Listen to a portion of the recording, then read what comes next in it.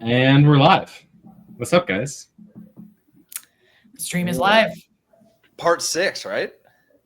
Part 6. Wow. That's 6 months deep. What's the best memory from 1 through 5 that you have?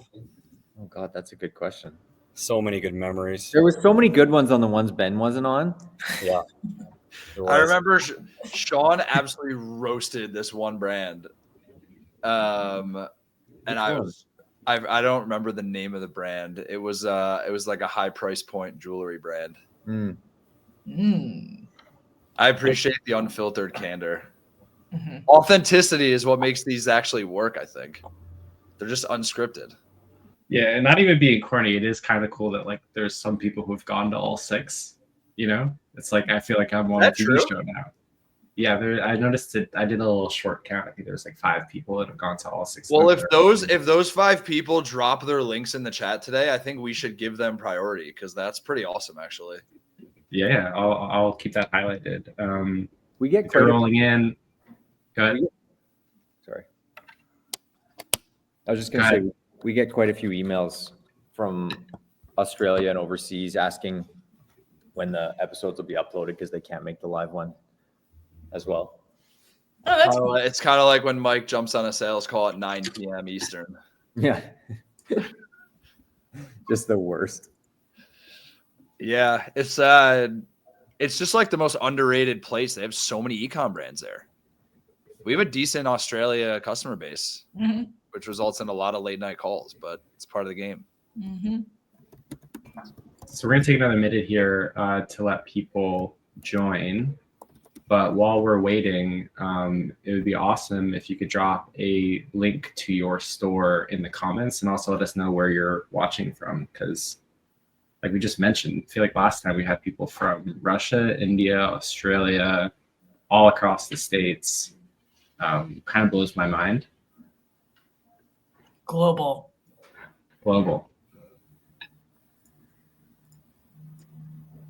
And then while we wait for a second here, I need like Black Friday, Cyber Monday recap from you guys. I know we didn't even talk about preparing for that last time, but we just had the World Series, so let's get some downloads. I think everybody's taking a breath. We were so quiet at Soona on Monday. I think everybody was still. It was a fight to the end. But now the sales will keep going up, but we just had a lot of we did a lot of last minute shoots last week. We had an interesting dichotomy at our company. There were more than half the business was like absolutely underwater, and then like us non-technical people were not as busy, more so empathetic and supportive, I guess. Mm-hmm. But it was definitely hectic for our product and engineering team. Yeah, this is generally audits slower time because no one wants to mess with their website during Black Friday. So it's actually nice we get to do our Q1 planning and actually give the team a breather before the insane onslaught that is always happening in Jan-Feb. Yeah, it's like we were doing holiday shoots in July, especially for the larger brands, of course. But then, these products aren't ready. Stuff won't be ready until it's like, oh, we finally have the product. We want to get it up on the site so we can sell it. So then some, people would last minute ship us stuff and we'd squeeze them in and get them edits fast. Yeah. So it seems like a lot of some of the small businesses were working on Thanksgiving, getting all their photos up. Every year that goes by, I feel like the whole sales period adds like another day. And I feel like I'm taking crazy pills.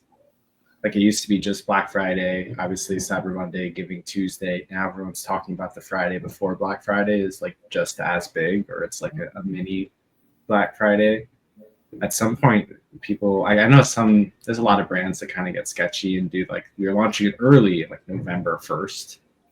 And I can't knock it, I know there's a big like divisive conversation online where people feel like you shouldn't be discounting or running these sales for so long, but especially this year with consumer sentiment, I can't knock that as a strategy. Mm-hmm.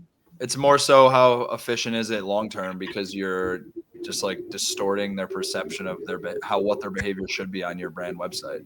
Because like then they go back and it's full price and like, no, I'll just wait till it's discounted again. Mm-hmm.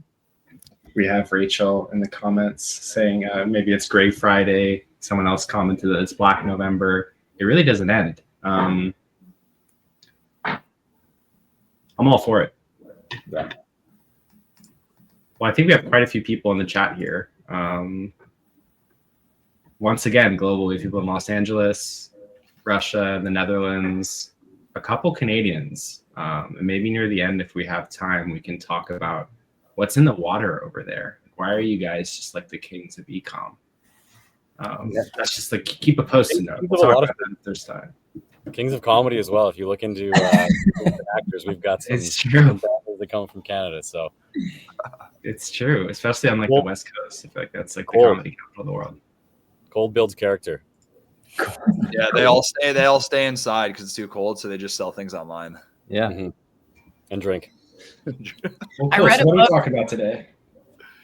Oh, I was Wait, going to talk say, about the book. Yeah. yeah, no, I read a book about creativity, and it was, I can't even remember the creative director's name, and he was talking about how he doesn't trust creatives that live in beautiful places. He's like, I want to talk to someone that lives in a box in New York, because then that's where the creativity comes from. Damn, you're Taylor's talking to a couple of them right now. Yeah.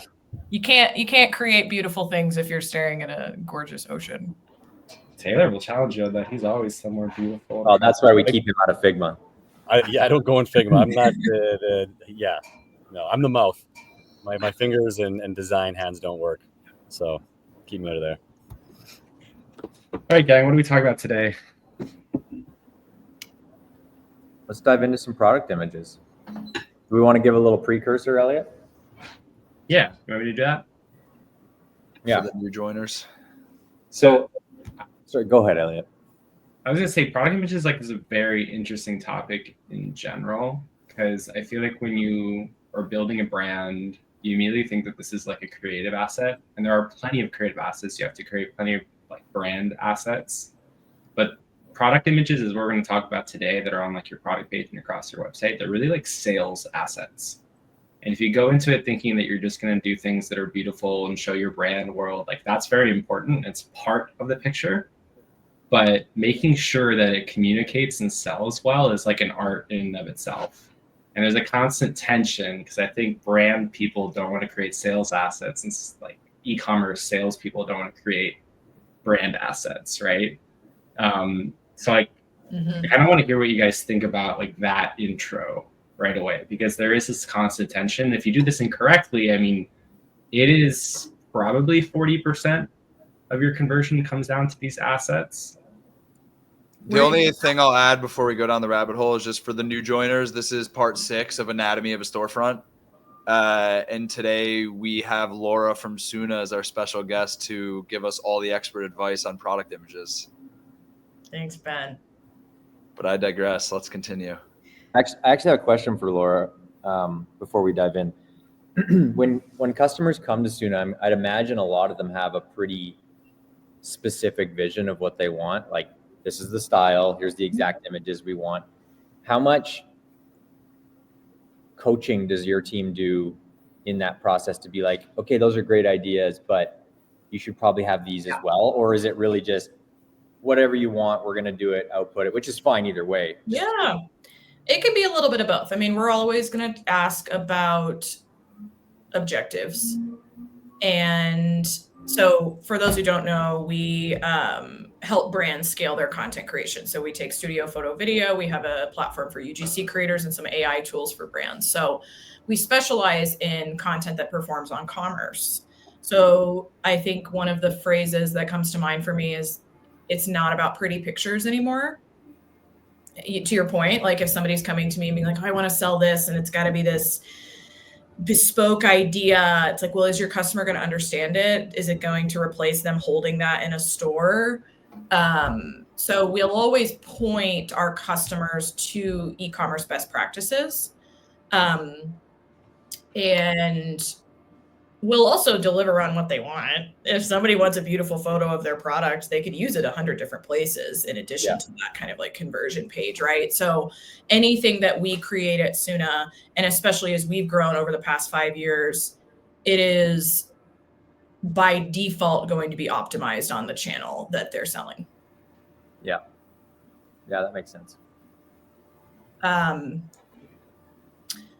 I think too, Ben, you were like, oh yeah, Laura, you're the expert in e-commerce images. I think as consumers, everyone is. Like, have you ever bought anything without a photo? I only shop photos. I like signed a lease one time that was sight unseen, which was a risk.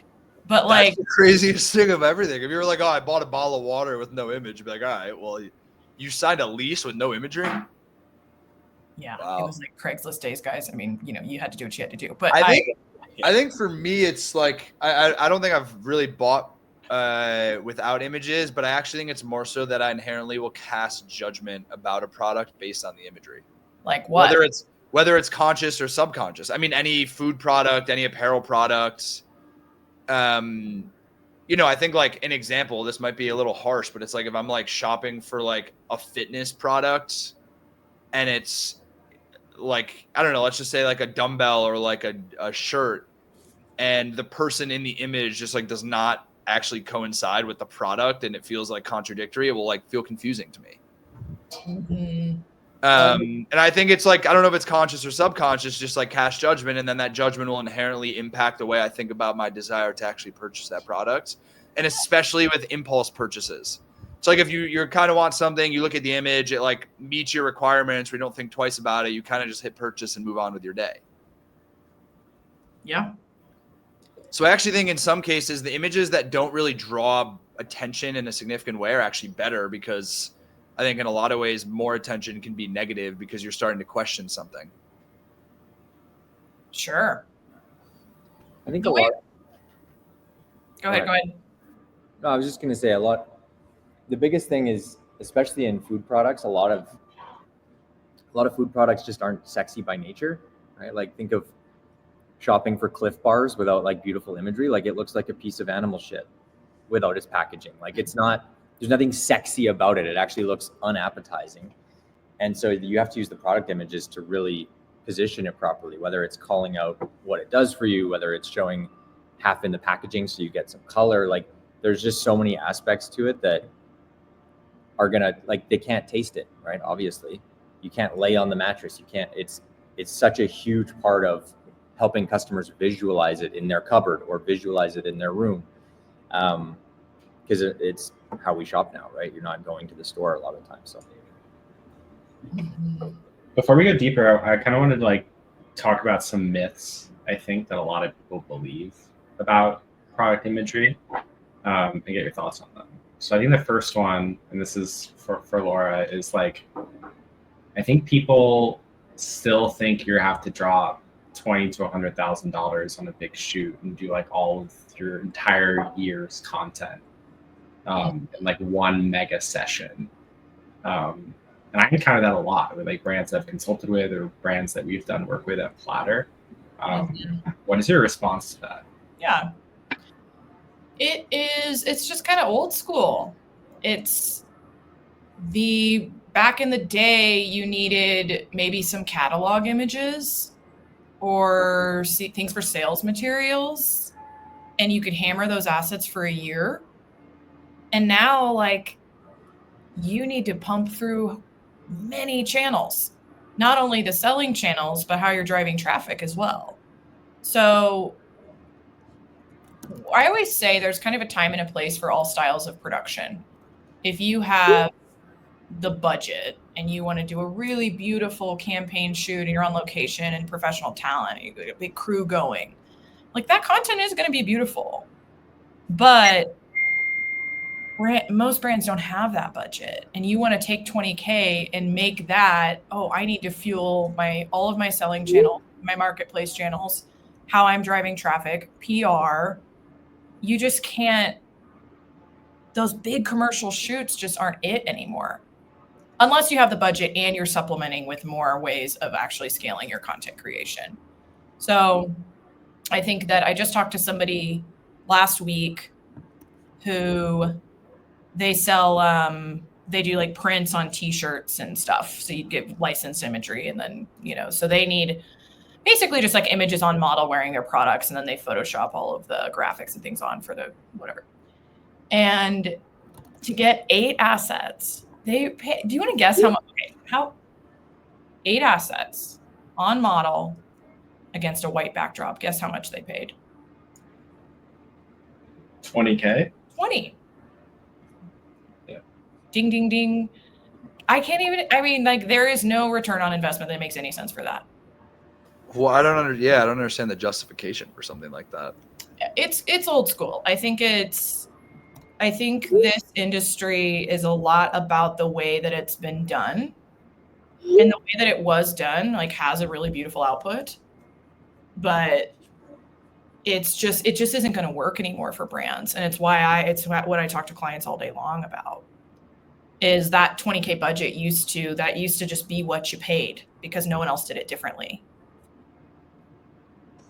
And there was so much other fluff in there too. Like, you've got like craft services, you've got all this stuff for the models and everything else that's in there. And then the agency that's putting on grossing it up. There was just so many hidden costs, but it was just the name of the game. So people were used to it. But Laura, I have news for you. That's like a very similar experience we felt in the context of building websites. Oh my God, I bet. It was like, why does someone pay $100,000 to build an e-commerce website? Because that's what someone told them was the cost, and that's what other people did. So they just thought that was the status quo. Oh yeah.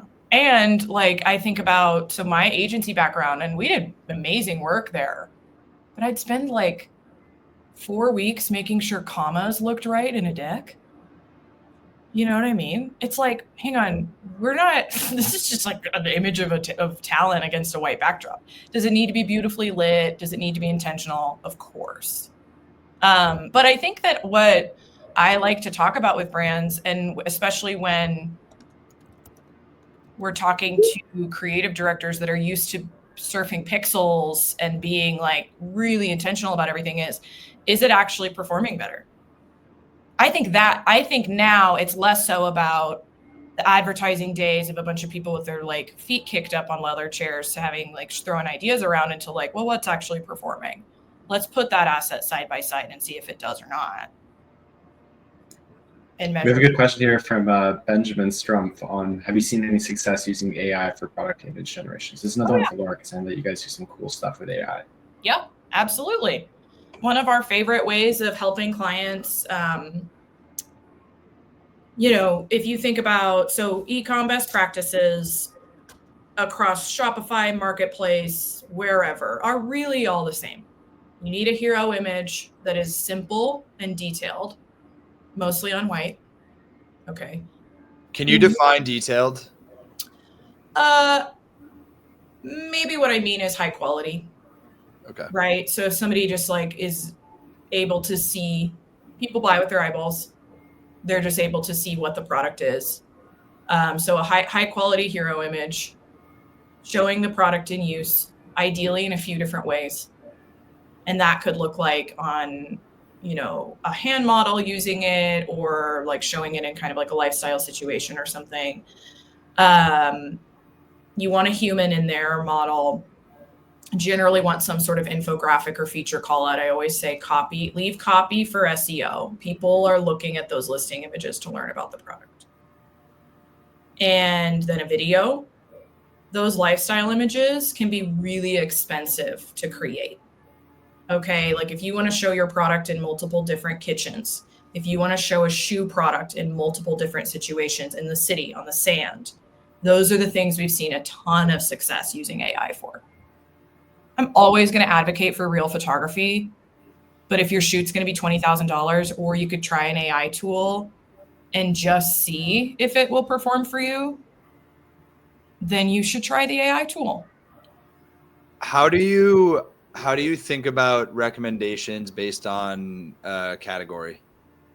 So like what a supplement brand would maybe be doing versus apparel versus, food and bev? Oh yeah, great question. My mind goes 2 ways on this. Industries can be a sea of sameness. I bet you if we all closed our eyes right now, when we thought of a wellness brand, we might all kind of picture the same thing. So I think there's one thing about when you're side by side on competitors, say in like a marketplace like Amazon, you want to stand out, look better quality. You want to have more content for your customers to explore. Because if you think about like comparison shopping on Amazon, the job to be done of content is a little bit different. You have more high quality images, like you said, Ben, earlier, like you're just going to have more trust for that brand. So it's like you got to be kind of aware of the competitive landscape within your industry. But then I also think that there's this, the other side of my brain goes, you need to have a unique brand look and feel, especially if you're maybe going to try to be like a category leader there and look and feel different. So it's almost like you got to be kind of aware of the competitive landscape. If people are typing in functional drink, what's coming up, what's their content look like, and then really thinking about your product and what those differences are. Because what the easy button is to say, go shoot content of exactly how my competitor shows it. But then that's really where you see, if you do something different, that's where you really see category leadership come up. Right. So if I think about like different industries, like I have in my head, if a beauty company comes to me, I already have a shot list in mind for them. Color has to be perfect. People are shopping for beauty products and they get something that looks different than their product image. You've got a return problem. Right. So it's like there's different things for different categories where the visuals matter more. But I'm always fighting this, like, do you create content that competes with the competitors or do you look different? And then another question I have is, how do you think about recommendations for products that would live on a product page versus maybe on a collection page for a product? Say more. Give me like an example. Like an example would be something we see a lot of supplement brands do would basically have like a second image on hover on a collection page that would maybe show like the nutrition label, right? It's like real estate that you can use to add twice as much content hypothetically by just adding like a hover state. Yeah. And that's not necessarily the case for every single brand. And then obviously on a product page, you can display your images in multiple different ways, whether it's carousel, grid image, etc. So curious, like how you guys guide brands if they came to you and said, we need help on the collection page and the product page. Yeah. I mean, I've never thought about those two things super differently. I don't think. You might be planting a seed for me to think about them differently. I think the product detail page is that final step of the funnel.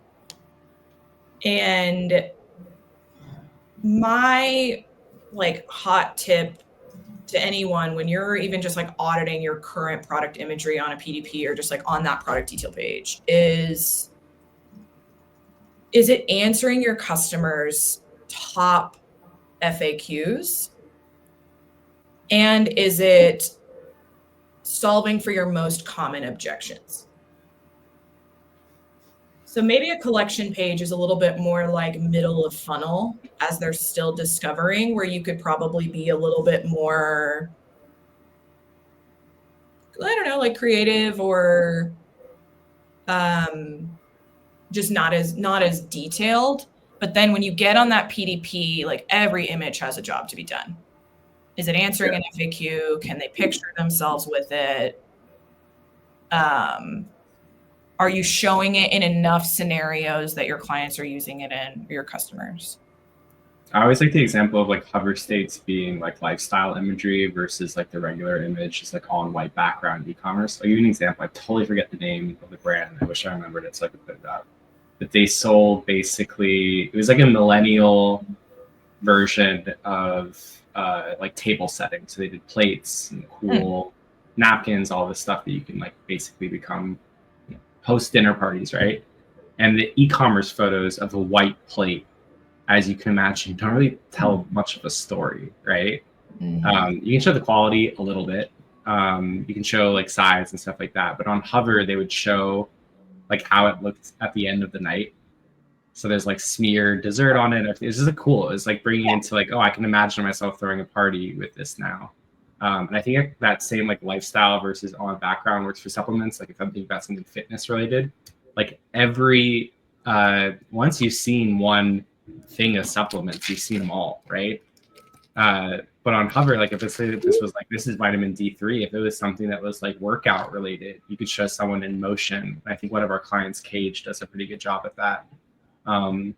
It's just like good storytelling, right? I do have a question for Shaun and Taylor to make sure we get to them as well. Is I know you guys audit brands all the time, and you're talking about many aspects of a product page or other page that you're reviewing. What is like your rubric that you run through when you're looking at product imagery, or is it like always different on a case-by-case basis?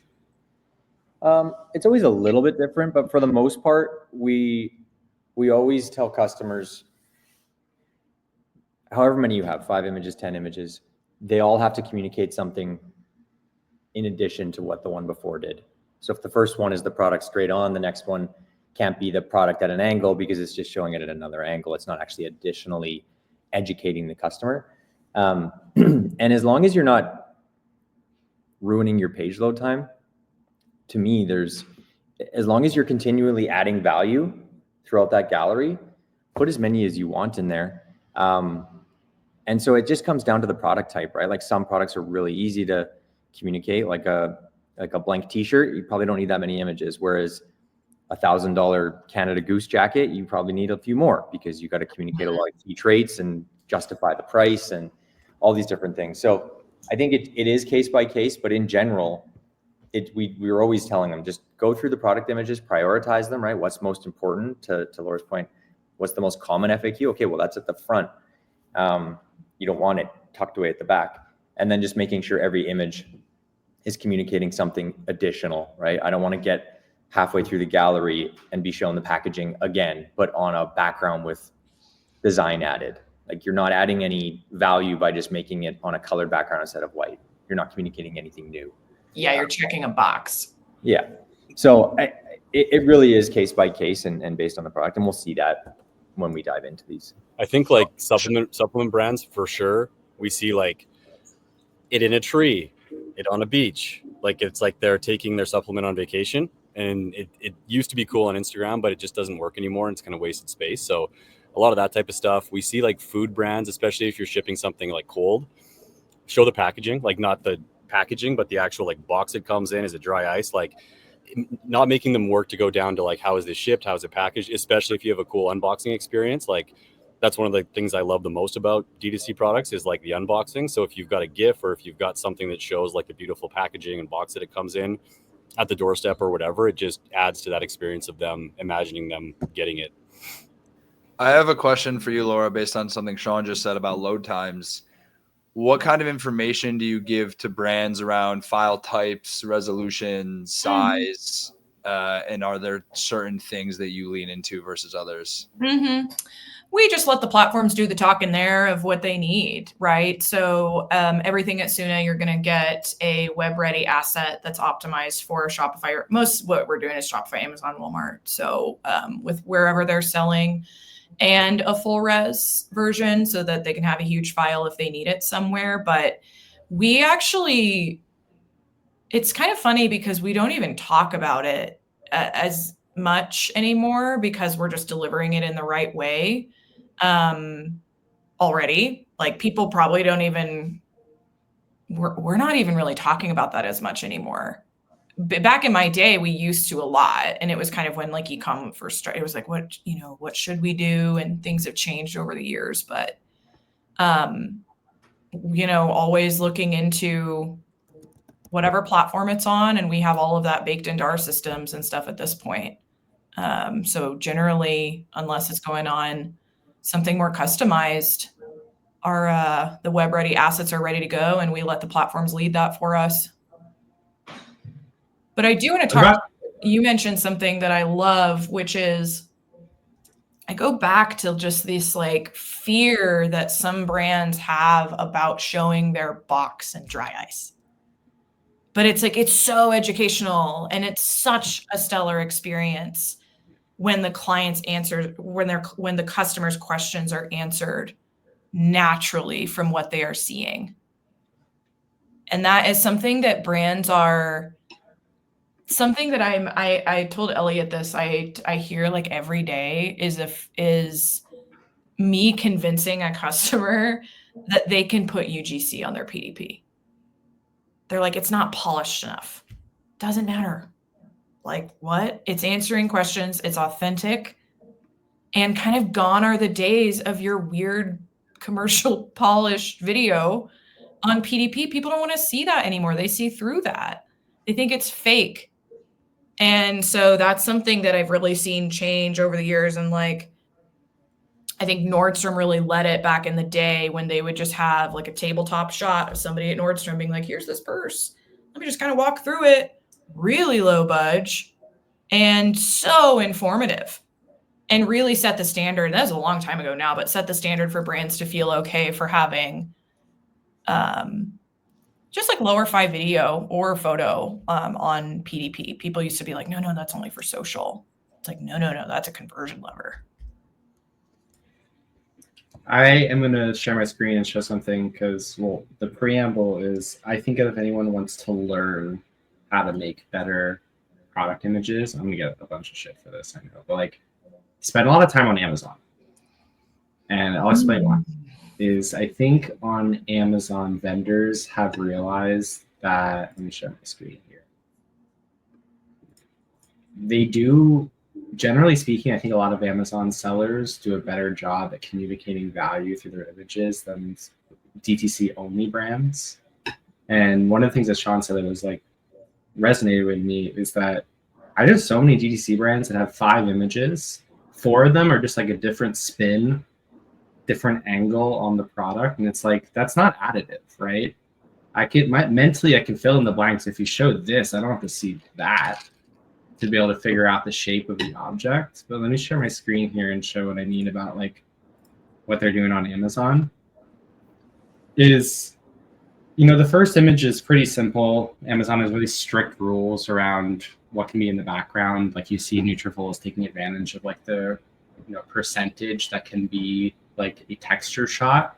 But the rest of the images, like there's a lot of text, right? And I think DTC brands, and to speak to the previous tension I was talking about, like brand and salespeople, is like the brand people don't want you to plaster a bunch of text on these beautiful images that they got produced, but it's really important. And I think the text that I'm showing here does a lot. Like imagine you're shopping for this, I just put in shampoo. This is one of the top results, right? So it's working.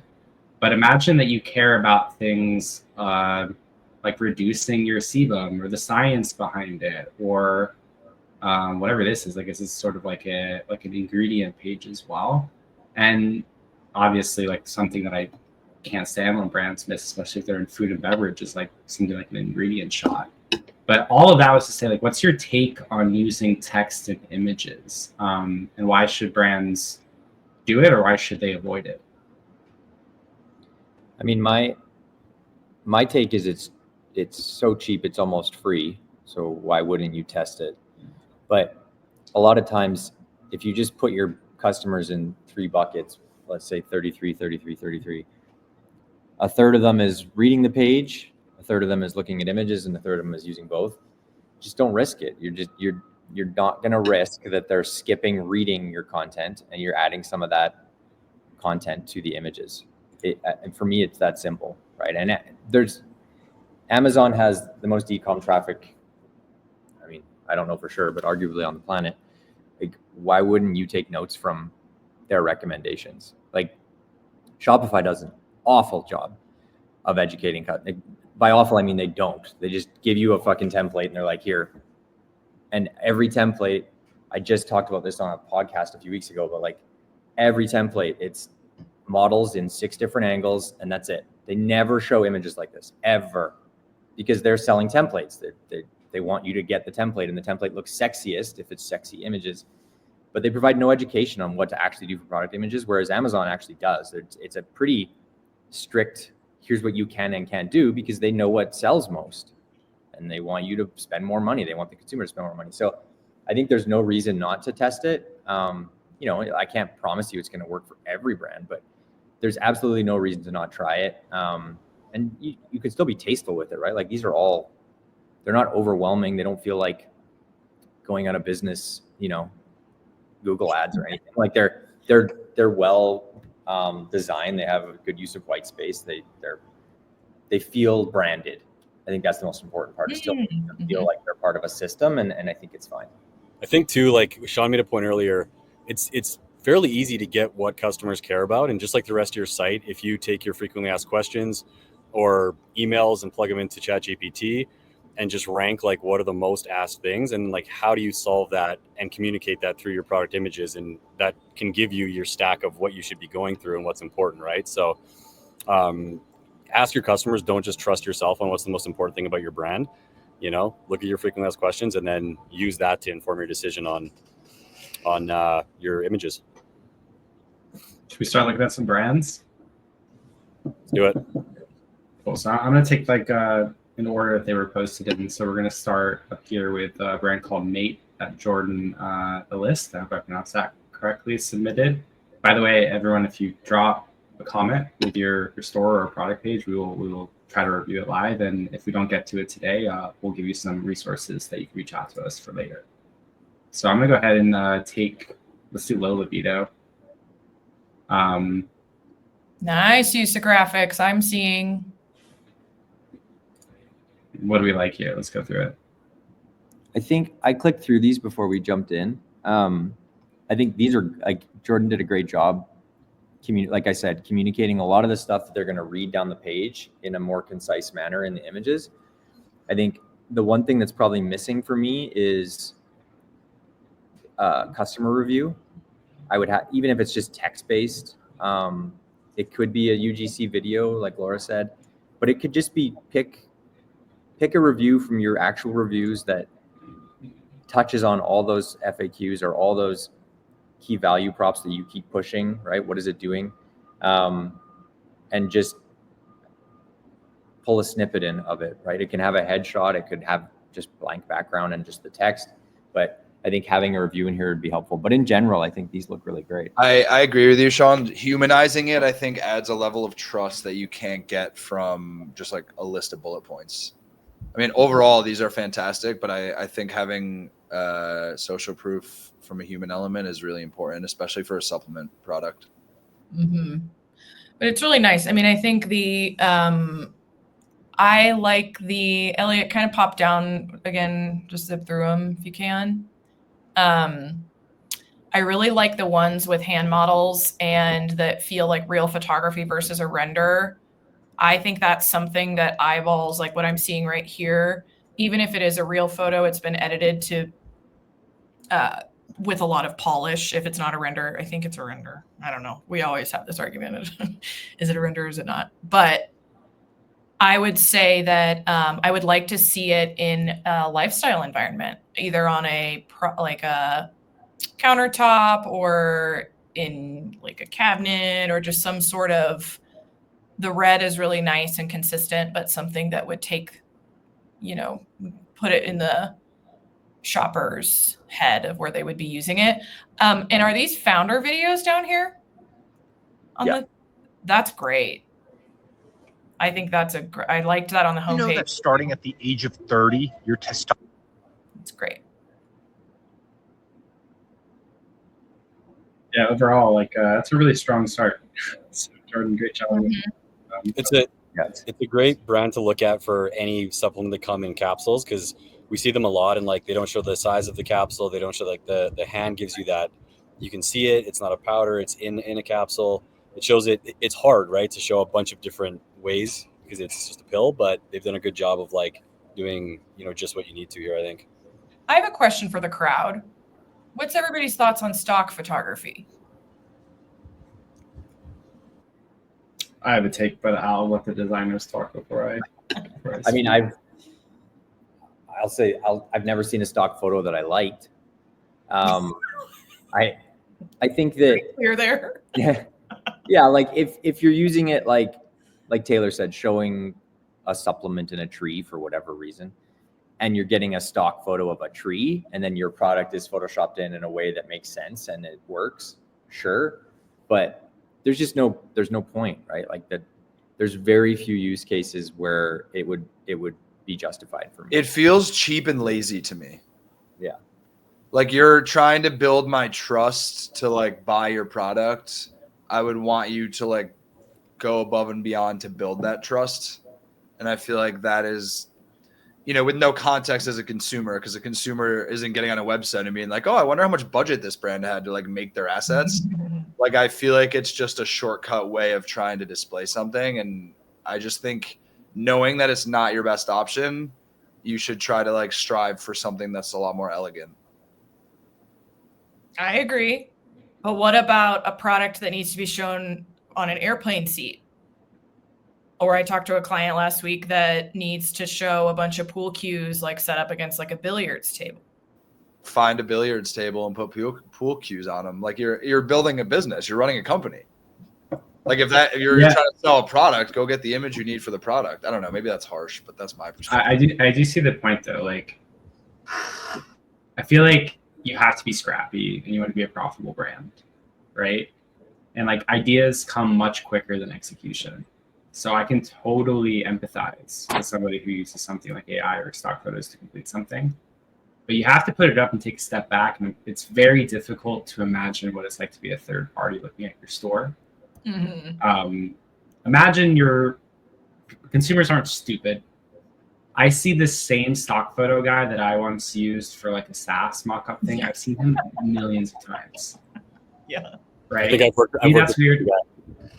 Yeah, I'm like SaaS pilled, so maybe that's just me. But like, there is a point where it's like authenticity is not a joke, right? It's not just like a buzzword thrown around. And your brand, like this, is an opportunity to be authentic. There's a good segue to this cool clock company. This is like beautiful. I like this in my house, like a train station clock. But has pretty limited imagery. You want to kind of talk through what we're seeing here? Hang on, I'm going to keep battling Ben on the stock photo thing really fast. So Yeah. I think, look, I am always going to recommend real photography. Always, always, always, always. And I like kind of can't even believe I'm saying this out loud, but I do think for Amazon and for use cases specifically, so that one we just looked at, the supplement brand, like if there was like a really beautiful, if they didn't have the budget to go shoot like a bed, if there's a really beautiful bed and like you're not trying to Photoshop the product by the bed, but just like do some sort of comp layout of it, I think there's nice use cases for stock photography.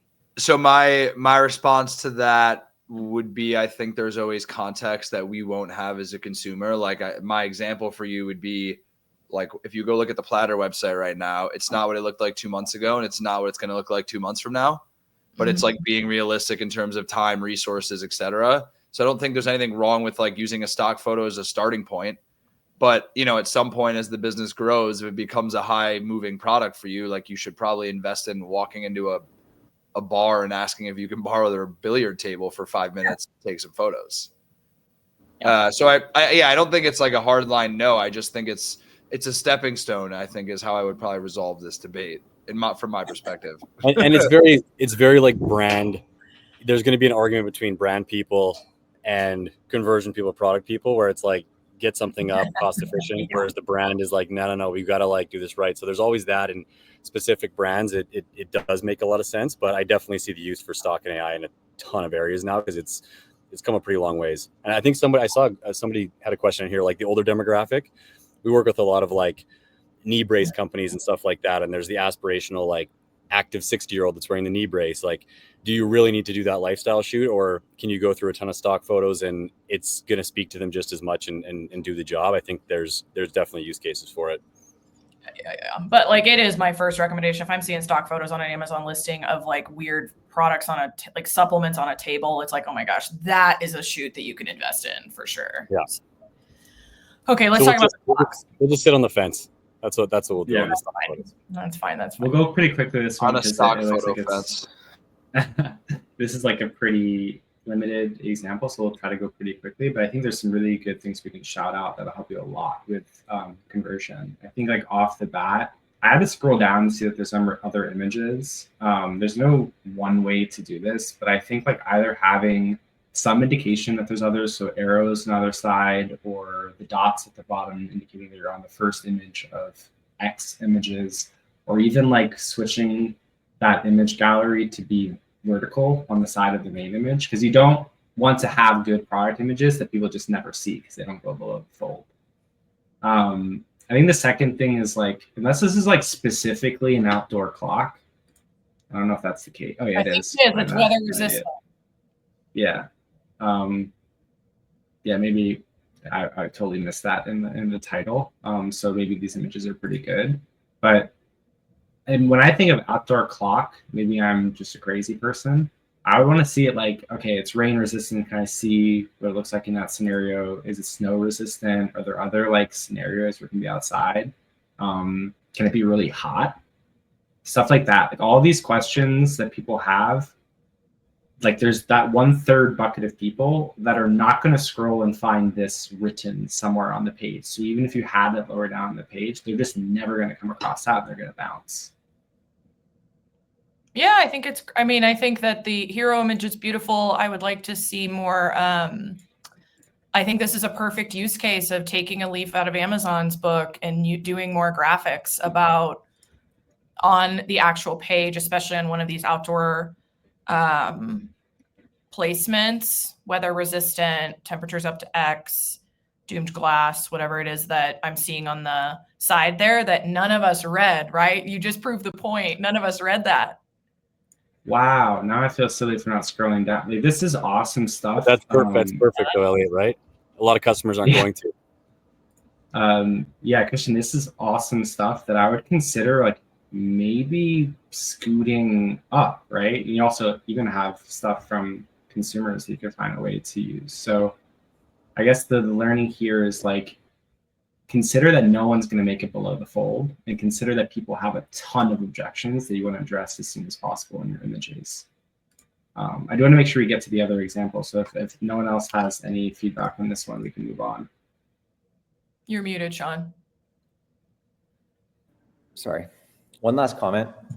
The clock really doesn't provide any what we call in-size imaging. So like those fence boards could be 10-inch, 12-inch, who knows. And then you show a diameter drawing, size drawing with 2 different clocks, but then I can't click a variant on the product page to change clocks, and I don't know which one I'm on. So if I just landed here, I would assume I'm not on the XL, but you've titled them medium and XL, and then the title of the product doesn't say the size. So now you've seeded confusion with the consumer because you've shown them 2 sizes. Now they're going back being like, okay, which one do I need? Just show 1 clock, show 1 size, show the diameters and depth really clearly, show hands holding it up or hanging it, like something that gives them a clear reference point. And I think you'll be much better off. And then I think the other thing I'll say is with an outdoor clock, having it as 1 battery is great. How long does that last? Like, is it because it's like, I'm not a clock. Is it because it has the time and thermometer and hygrometer? It'll last for 3 years, 1 year, 2 months. Like how long is that? How is long 1 battery lasting me? Just a little bit, like to Laura's point, just a little images with a little bit more info. These ones are great, but you got to figure out how to get text on them as well. But yeah, I think the size one is the biggest one for me. Yeah, was it you or Taylor who said, don't make me do math? Was that what you said previously? But the last thing you want people to be like, 7.5 inches is 37. Yeah, you don't want them leaving their desk to measure their wall or what. Like you want them sitting here knowing everything. I like your idea of having like a hands hold it up, like a human element to show scale, ease of hanging. I think that's other stuff that people would want to know. So shout out Cart Tech. This is an audit customer, right? So they implemented what you guys did. So hopefully it's good. Speak highly of we'll speak highly of the work that you did. But I see a lot of good things. Do you want to walk through kind of like what your thinking was, Taylor and Shaun? I mean, the product is essentially a fully remote kind of golf cart where you just literally have that little remote with you. So similar to other products, it's really about communicating how is this that much, how is it whatever $1,000 better than just a pull cart. And so, like Laura mentioned, we're just trying to pull in those key value props and those key elements that make it unique into the images as much as possible, assuming that they aren't going to scroll down. Can you click through the images, Elliot?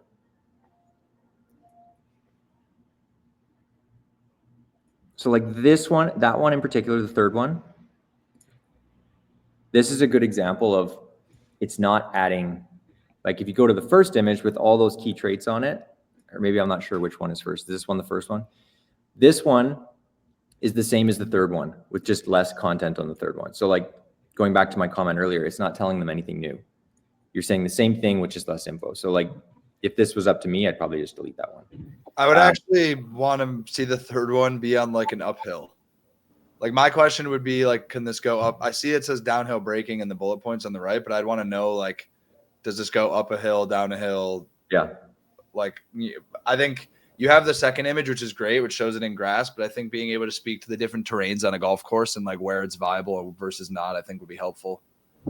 Same with the distance, right? Like how, if let's just say my buddy needs a 9-iron and I'm way back and I'm gonna drive my cart up to him. Like how far? What's the range? It's like a video game. You just drive your cart over to him and you don't move. Yeah, exactly. I don't have to move. I can sit at the cart and drink my beer. But I think overall they're great, obviously, because we helped with it. But I think there's always value you can add.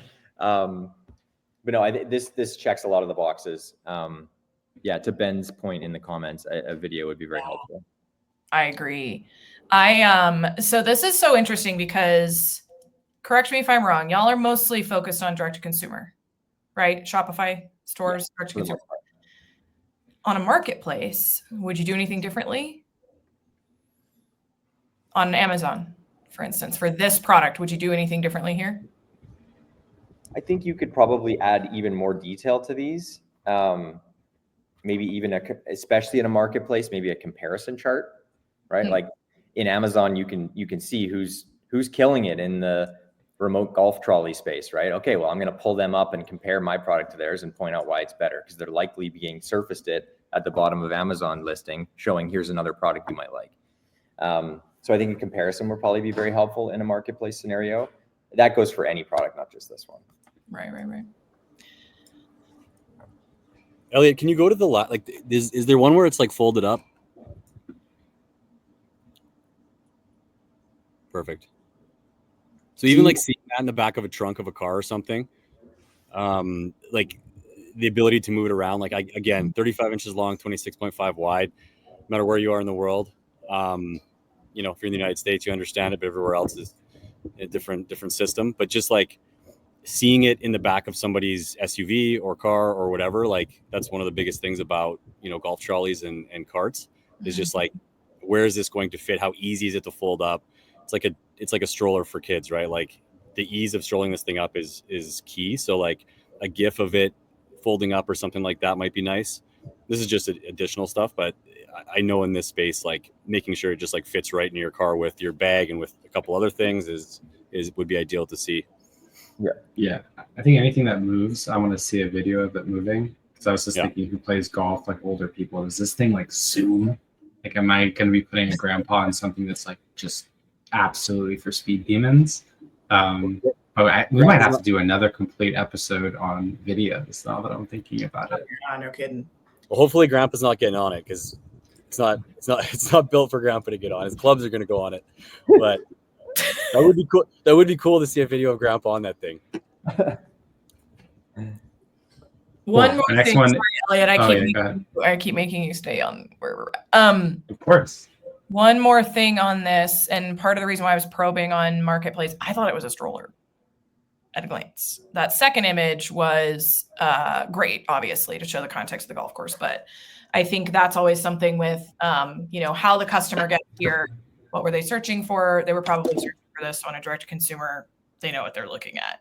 But that is something that we think about a lot when is just like adding context to the hero image of like a golf ball or like a green that's like on the side of it or something like that. But so I was thinking when there was some of the bullet points that said the battery was 36 holes. And I was like, is that a typo? It's supposed to be 36 hours. But like, I feel like if you just change the icon to like a golf club or something, that would have just cleared it up. But here's another cool one. And we're trying to zip through like 3 or 4 of these. So let's do like power rounds. Yeah, I looked at it. I like it. I think I really like the video. The second video shows like a hand interacting with it. Love.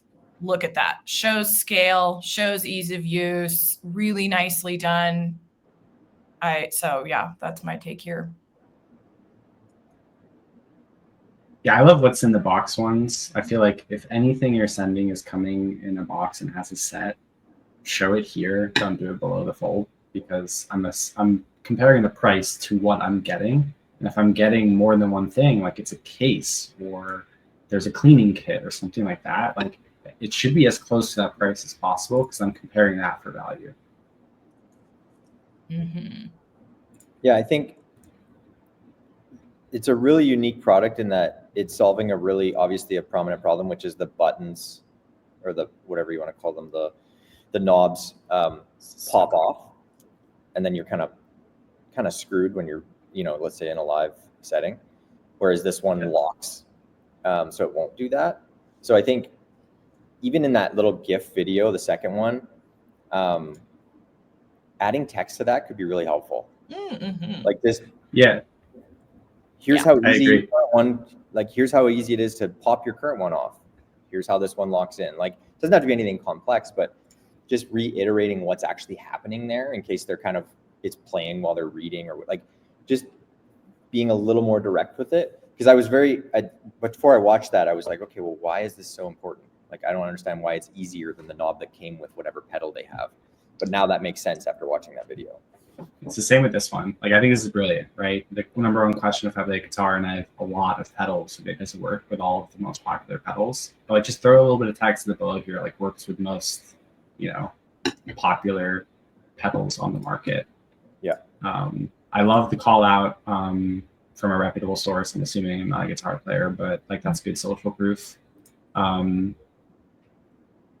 Basis for Avril Lavigne. That's awesome. More social proof. Real quote.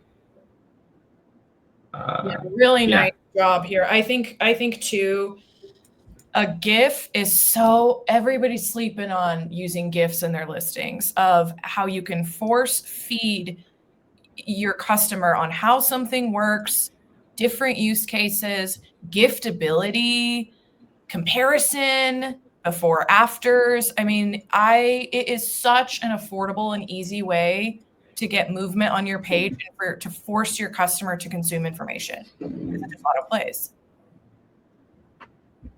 Yeah. And I suppose a beautiful brand. Also, thank you so much for Alexander for being patient. I wanted to make sure we get to your stuff here. And yeah, we'll also get to you, Ritika, as well. This is Parallel's Conception Support Pack. So right off the bat, I would say you do a good job at the bottom here with arrows and everything. I would consider showing those arrows not only on hover, because for a second there, I thought there was only one image. But if you look through the other ones, good hand models for Laura. That looks like a Soona job. And look at, like, again, the storytelling that's so easy. You don't have to use live action video with just some images that you edit together and animate together. It's really nice. So what's inside my pack? Really high quality question. Like taking common customer questions and using that to create content. Just brilliant maneuver. I like how simple this is. I'm a nerd, so I know like COQ10 is and stuff like that, but you don't want to be over scientific for people. Maybe they're benefits driven, maybe they're ingredient driven, right? I think this nails both of those things, which is very difficult. This is a nuance here, but I love the copy. So what's inside my pack? Just, I don't know. There's just something about being a little more casual with copywriting and things within listings that I think is really friendly. And I mean, getting in the head of somebody buying this, I don't know. I just think that it's really nice. I think one small addition here, because these are really great, is it's kind of buried on the front of the package that it's daily. So even just the smallest tweak on this image you're on, Elliot, just say daily conception support pack, that like, okay, yes, it's 5 pills and you're taking them daily. It's not like that box with the stacked things. It could be 15 of them. It could be 30 of them. I think it should be more clear that it's a daily thing. The more that you're reiterating how much volume is in here, the better, right? If this is 15 packs of 5 pills, well, that's a lot less pills for the same price. If it's 30 packs of 5 pills and it's 150 pills, slowly the price becomes less meaningful, right? You're building value in their mind. So I think being clear that it's 30 packs somewhere is really important. I think like in general, this is a good for any brand to look at. Like they're telling a story through each image, right? Like here's the box open, here's somebody putting it in their hand, here's what's in it. Like it's progressing through like the stages of what you're thinking through. So regardless of what brand it is, like what does it look like in packaging? What does it look like almost in use? What are you putting in? Like those, they've done a really good job with like the hierarchy of information that they're showing through here. I know we have time. Do you guys have time for like 2 more? Yeah. Cool. I'm going to bring up right now those in the chat. Also extremely patient. Thank you. So this is My Muse India. They make sexual wellness products. This is a product called the Breeze Mini Massager. So they start, I'm trying to see here how it's not Beautiful super lighting. easy. Okay, there it is to go through the images. So right off the bat, same comment as before. It took a while for me to realize there was more than one image here. And this is like a considered purchase, I think. I'm not an expert, but I imagine people wanted to see more information about the product. Nice. Good use of video. Great That's cool. use of video. And I really like that the hero image had a hand in it. It's another thing that people are really fearful of, is like, you got to have the image on white, but it was like, I don't know, just a really nice, beautiful image for the hero with the hand. Yeah, I agree with that. And I think it's like, given the size is like super important to this. I guess if you were shopping on a collections page, we went straight to the product page. But like, let's say you were looking for only mini things, right? If it was just an on-white image, you have no idea what scale that is. It could be this big, it could be gigantic, right? I think that image showing what comes in the pack at the very end, if you keep going,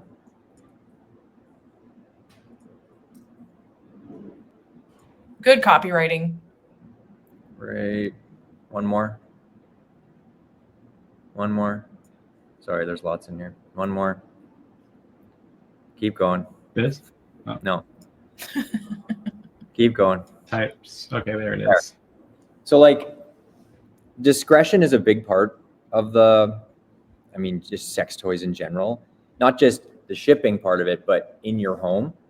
So like as simple and silly as just this tiny little pouch that probably costs 30 cents is, to me, it's a big part of the product because it looks like any other stupid jewelry bag my wife has in her closet, but it's hiding this. So I think touching on that a little bit sooner, I know it seems really simple, but I think that discreet packaging or kind of discreet pouch that they can put it in is beneficial. And then with the charging, I think it's kind of, especially stuff like this, it's pretty common that it's rechargeable. What's more interesting to me is, well, how long does it last once it's charged? And so it's touched on multiple times in this gallery that it's rechargeable, but do I have to charge it every 10 minutes? Does it last for 3 days or 3 hours?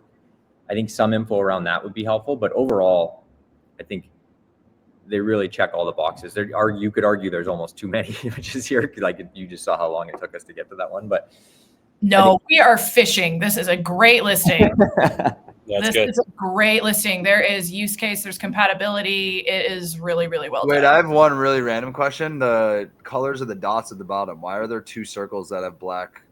Like Those videos. Yeah. maybe. summer I think it's a videos. video play button. I've never seen that.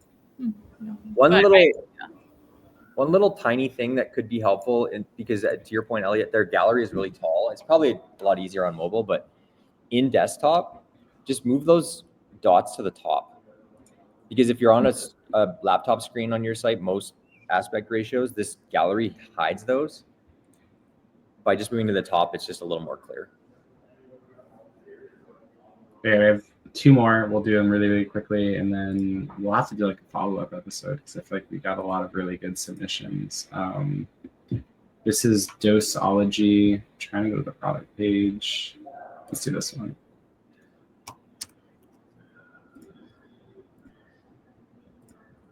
We just saw a conception pack. We just saw this sexual wellness product. What could be next? Okay. If I'm gleaning correctly, it sounds like they have functional tinctures. Yep. This is Wake Lion's Mane Yerba Mate tincture. So we have a typical e-com shot with a colored background, a interesting ingredient shot that pulls in some illustration in the background to let you know, like, mushrooms are having a moment right now. So having it in your illustrations is pretty good. There's, I guess, like a benefits shot. I have a take on the sky in the background shots that probably like really hot a few years ago. But there's not really a message being communicated here, right? Other than if you're trying to say that you can take it outside. I don't really know what you could like walk away. So it could be wasted space. My only comment on that is I'm going to take a real big guess here that there's a sleep version of this and it's on a dark background and this one is morning. Yeah. Fair. But it's a bit of a stretch for the consumer to get that and feel that in the imagery as they're going through. I think it communicates scale and kind of an on-the-go message. I hear you, Elliot, of it was hot for a while, but I think it's still it's the only human element I'm seeing so far. I would say my biggest thing with tinctures, and it was big in like the cannabis space when they were first legalizing, was like some people take it, drop it straight under the tongue. Some people mix it in water. There's different ways people take it. So unless we pass that image, I didn't see it. Just the different delivery systems that you can kind of use. Like maybe somebody is dropping it in their mouth. Maybe you can mix it in your morning tea or whatever. Just like those types of use cases and how you can do it. Because even though tincture is fairly self-explanatory, there's a lot of different ways people like to take it. So adding that element also brings in the human. Yeah. And as I say, the order is also really important. There's a really good social proof one near the end, but I'm wondering if you sit back and think from a sales perspective, like what should the order of your images be to make sure that it's like harder hitting? Because that probably would get someone across the finish line, but if they never see it, it won't contribute. And the last one here is product texture. What does the tincture look like? And the showing it in home use cases, like a countertop, purse. So this is Mate, the label Mate or Mate, I don't know. Organic fleece oversized sweatshirt. We didn't do apparel yet, right? This isn't an apparel one. It's like its own beast. So a lot of good product photos. I like how they just continue to go with you as you scroll down. I'm really curious what you guys think about these and if it's missing anything. I think it's really, especially with black anything, it's hard to see texture. I really want to see this close up, right? There's a lot of different types of fleece and the way it's cut, the way it's finished and brushed. It's kind of tough, especially in the black one, to see that. The other thing I would say is talking about how do we find balance between content that's the written content down the page versus content on the images. These are kind of an example of those ones where it's, especially in apparel and fashion, you're going to see more like this where they just want to see how it fits at different angles, which is fine. But you'll see under the select size, it says models 5'7" is wearing XS small.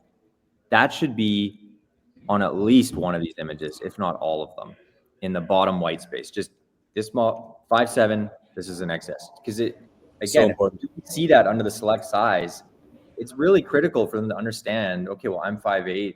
Okay, I guess this, like, showing it in the product image is really important. You're right. Yeah, apparel brands don't do that as much. They're not using graphics as much in standard like direct to consumer, but it's so powerful and they should. Elliot, I think you should do the Mattressville one. I saw them put their link in a couple times. We gotta give them the love for the persistence. Yeah, I'll do it right now. I know that they're a retailer, so I didn't have a particular product. You just pull up any PDP, and then I think we'll wrap after that one because I know we're over here. Cool. I think the texture thing from Shaun, is a good point on that. And then, of course, just any more wanting to see more sizes, whether that's professional imagery or UGC. Yeah. So this is a Stearns & Foster Estate mattress. It's a pricey one. So it's interesting when you're kind of going into more considered larger purchases, what you should have. Mm-hmm. I mean, okay, well, first off, can we all please never put white text on yellow? That, I don't know if you can read it on your end, Elliot, but I don't know what the hell that tag says at the top of the image. Top seller. That's a bestseller. Top seller. Top seller. That needs to be black text. Otherwise, it's literally just lost. I think the main comment here is similar to our last ones. Just give them some info on here. Like, sure, picking queen, whatever, you can't necessarily show everything, but like the depth of that mattress is really important. A lot of people want their bed really high. A lot of people want it really low. Some of them have a box spring, some don't. It's important how tall that mattress is, and there's no info here on how tall it is. This feels like a product full of stock photos, even if these aren't stock photos. Like, I want to see lifestyle images. I want to understand, like, what are the value props of the product? Like, is it soft? Is it hard? Is it adjustable? What's the product made out of? I think like a lot of those images we saw previously with like the bullet list. Yeah, I think this, Laura, I think you should be talking to these guys. I will say in their defense, I talked to a lot of places that sell other brands, and the tough part is getting the imagery from the brands and keeping it consistent across all the different brands. Good caveat. Because they're not shooting a lot of this, so like they get kind of the images from the brand and they got to work with that. So finding an in between of like taking that, and then there may be some guidelines on how you can use imagery as well. I'm not sure, but even some text on that, the opening of the mattress, seeing inside, like those would all be great. The lifestyle ones are a little more difficult because sometimes you're just supplied with those, but they need the Amazon restrictions of what's acceptable and what's not. Exactly. Well, and I think like you bring up a really good point of like when you need to use manufacturers' images, how can you use graphics to brand them? But I think if $1,600 product, like you got to have more lifestyle images. You got to show a hand pressing it, and then here's a weird way out of if you can't access. Doing a mattress shoot is incredibly expensive, by the way. Talk about a $20,000 shoot at a minimum. And if you sell one of those, get a customer to make like a review video for you that can kind of like do the talking for you too. Cause there's like weird workarounds of like, planning a shoot for that stuff. But they did say, sorry to cut you off, Laura, the user just commented and said that it is below the fold. So I think that's just kind of the main feedback back to what we said earlier, which is a lot of consumers don't make it below the fold. So to the extent that you can integrate some of those imagery into the above the fold section, it would probably be beneficial. So, especially the mattress space being so competitive. Like you can go on any of the mattress sites that are the top D2C ones and just take some inspiration from them because they do a killer job with imagery. Right. Well, besides the fact that we should probably do a part 2, which we can talk offline, I think we'd all be down for that. Thanks so much, everybody, for joining today. Thanks for tuning in if you were submitting your store. I did want to give a moment to Laura and the guys at Audit and Ben as well to pitch what do you have going on right now? Where can people hear more from you? Go ahead, Laura. Yeah. So, what do I have going on? Soona, we're doing, now that we are out of the Black Friday, Cyber Monday haze, we are helping our clients plan 2025 or at least Q1. So studio, photo, video, user-generated content, optimizing your lifestyle imagery with more AI. That is what we're here to help with. We can do, a 1-hour shoot in a pinch to do a quick and dirty launch shoot or a week-long mattress production. So we're here to support with all of that and with pretty affordable pricing. Shaun, you go next. Yeah, there's a lot new happening in Audit. Mostly just if you want us to take a look, go to our site, submit for a free trial. We'll give you some free conversion feedback. Kind of our most popular report is our reports. Our most popular product is our reports, where we just dive into certain pages, tear them apart, product images. But we also design landing pages. And there's always we have a whole services department. So we have a lot of brands reach out for bigger engagements, which we do take on now on a case-by-case basis. So feel free to book a call with Taylor or I from our website, and happy to chat. And we implement a lot of these recommendations that Audit makes to brands. We build storefronts, and the new exciting thing that we haven't even released publicly yet, but our app is going to be launching publicly that will include post-purchase upsell So for Shopify Plus brands that aren't doing that, checkout extensions, post-purchase upsells, would love to chat with you guys and get you at the front of the queue for when we launch that publicly. Yeah, he's also being humble. If you are on Shopify Plus, if you shoot us a DM, we'll build it all for you in like 10 minutes for free. So reach out, we'll do that for you. Love it. Cool. Well, thanks everybody. See you on the next one. Thanks everyone. Guys. Thanks.